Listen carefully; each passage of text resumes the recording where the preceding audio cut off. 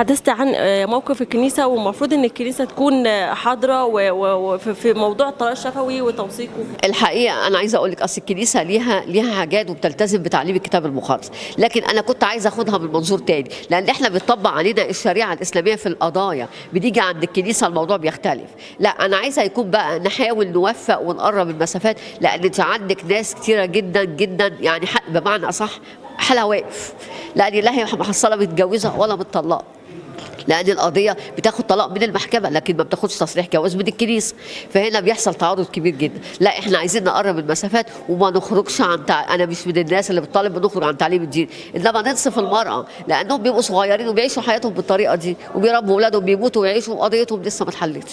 احنا عايزين سرعه الانجاز.